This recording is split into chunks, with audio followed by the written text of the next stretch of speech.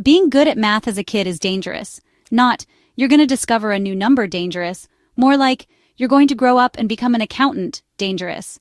I just knew that math was manageable. Numbers stayed still. They didn't lie.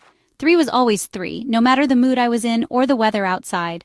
Unlike English class, where the teacher could knock off points just because she didn't like your opinion on The Great Gatsby. Math had rules, and I was good at rules. I started getting sent to extra tutoring early, like elementary school early. You know those Saturday mornings where kids go out to soccer games or sleep in watching cartoons? Yeah, I was at Kumon, that chain tutoring center with the blue and white signs and endless worksheets. Timed drills, repetitive subtraction problems, flipping through binders of practice pages. My parents called it building a foundation. I called it punishment. But over time, repetition turned into skill, and then skill turned into identity. She's the math kid, they said. By middle school, I was the one everyone asked for help right before math quizzes. Not cool enough to be popular, but just smart enough to be needed. And by high school, math was still the thing I could fall back on. But math? I didn't even need to try that hard to do well. It just flowed. And when it came time to start thinking about college, SAFE started to look like the smartest option. That's when the family advice started rolling in. You know the kind. From uncles you only see once a year, and cousins who half remember your name. You should go into accounting, one of them said. It's stable, always in demand. It's not like being a doctor, but hey, you don't need 10 years of school either. The phrase, not too bad, came up a lot. Nobody was selling me on passion or purpose, just security, stability, something that makes sense. Add that to a career aptitude test that told me my top fits were financial analyst, actuary, and accountant, and I made my decision. Day 1 of college, I selected accounting as my major and never looked back.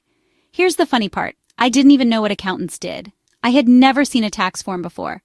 The closest I'd come to accounting was helping my mom categorize credit card expenses in Excel. I was 18, excited about dorm life, meal swipes, and having a fresh start.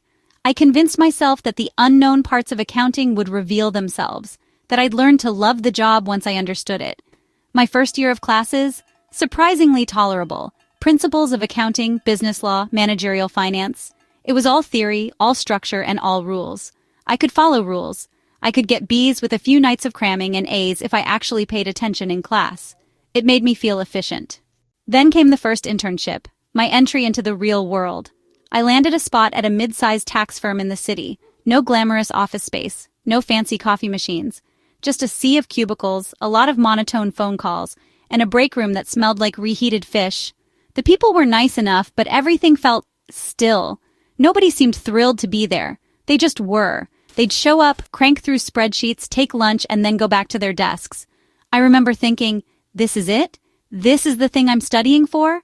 But I also felt this strange sense of validation, like I had officially crossed over into adulthood. It was quiet, predictable, professional, and for someone who'd always followed the rules, that felt like where I belonged.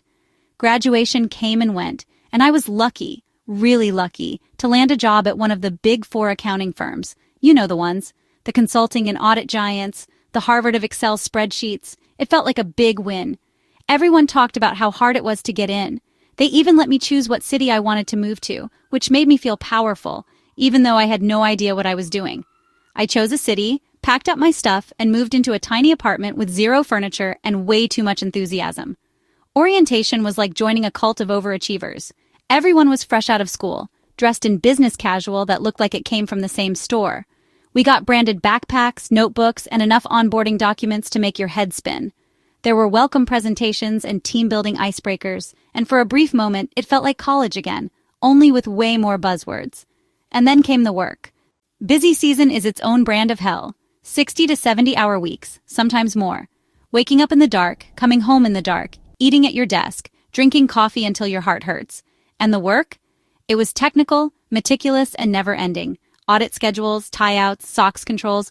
You're dressed like a banker but doing the digital equivalent of sorting mail. At first, I thought the grind was just part of paying my dues. But the grind didn't end. It was the job. And while I was in the office at midnight revising client memos, I'd scroll through Instagram and see friends in tech getting catered lunches and stock bonuses. Or my roommate, who was in grad school for psychology, talking about some new research breakthrough with stars in her eyes. Meanwhile, I was Googling how to fix Excel when it stopped summing properly. I started to wonder, is this all there is? I was making decent money, sure, but it wasn't life-changing. Not like the comp packages I heard about from my engineer friends. And the path forward? Competitive, crowded. Promotions were slow. Making partner?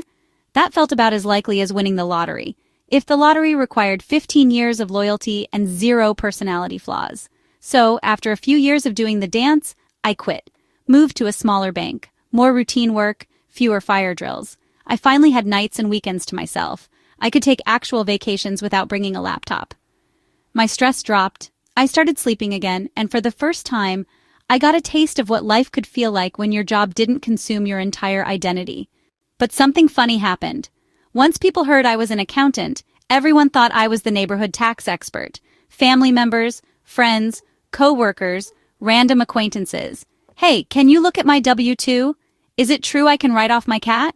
No, you can't. I worked in corporate finance. I hadn't even done my own taxes since high school. But it planted a seed. I started thinking maybe I should get my CPA. Maybe it would open more doors. The CPA exams are no joke. 4 sections, dozens of textbooks, hundreds of practice questions, late nights after work. Study weekends.